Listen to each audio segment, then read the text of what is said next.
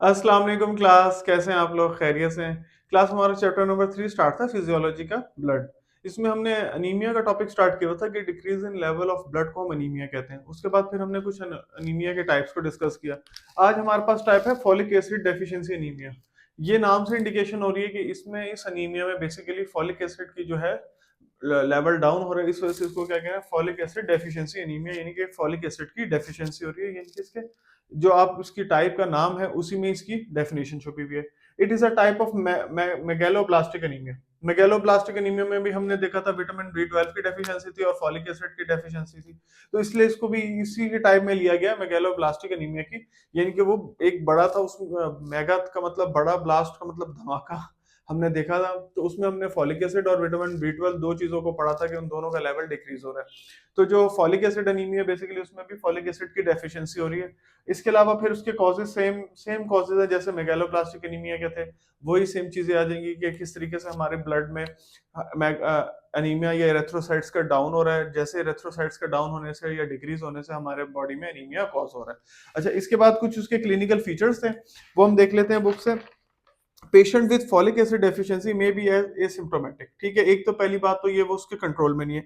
If the deficiency of folic acid is severe, he may present a complex clinical picture since the malnutrition that is responsible for folic acid deficiency and also produces other deficiencies as well। ठीक है, जब patient में वो बता रहा है कि folic acid की डेफिशिएंसी होगी तो ऑटोमेटिकली उसकी बाकी भी डेफिशिएंसी स्टार्ट हो जाएगी और माल अब्जॉर्प्शन का एक कॉमन फैक्टर नजर आता है कि इनडाइजेशन हो जाती है बॉडी में। ठीक है, it may cause the patient में appear obviously malnourished। ठीक है, the onset of anemia is not is associated with non-specific symptom।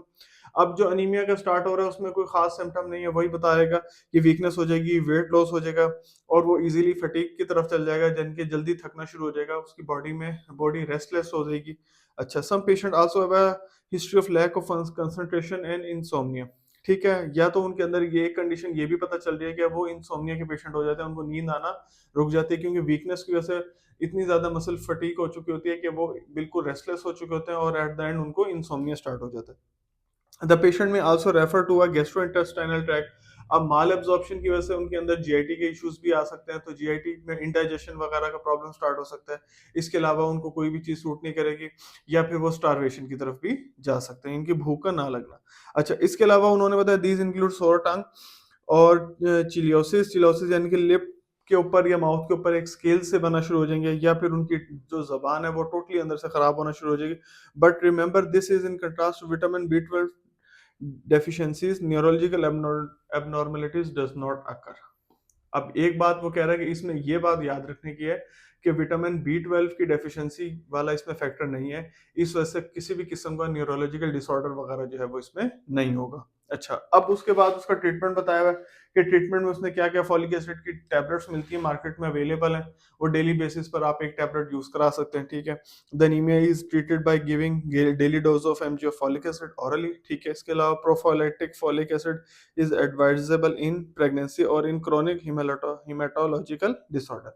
अच्छा, इसके अलावा प्रोफाइलेक्टिक फॉलिक एसिड के बारे में बता रहा है कि वो प्रेगनेंसी के दौरान दे सकते हैं। ठीक है, इसके अलावा कोई ब्लड के इश्यूज वगैरह ज्यादा हो, किडनीज के इश्यूज हो, लीवर के इश्यूज हो, तो उस सूरत में भी या क्रोनिक कंडीशन में पेशेंट को दिया जा सकता है अगर वो उसके सेल्स वगैरह जो है जल्दी रिकवर ना हो रहा। But remember the folic acid will given other than vitamin B 12 has aggravating. ठीक है, लेकिन उसके इतने रिस्क फैक्टर नहीं बता रहा जितने फैक्टर जो है विटामिन बी 12 के। तो ये हमारे पास जो था टॉपिक था फॉलिक एसिड डेफिशिएंसी एनीमिया। इसमें हम बेसिकली यही बता रहे हैं कि एक तो कॉजेज में सिम्टम्स बता देता है कि मसल्स फटीग हो रहे हैं, थक रहा है बंदा, इंसोम्निया की कंडीशन में जा रहा है, न्यूरोलॉजिकल डिसऑर्डर्स से बच जाएगा क्योंकि वो विटामिन बी 12 की डेफिशिएंसी में जाते हैं।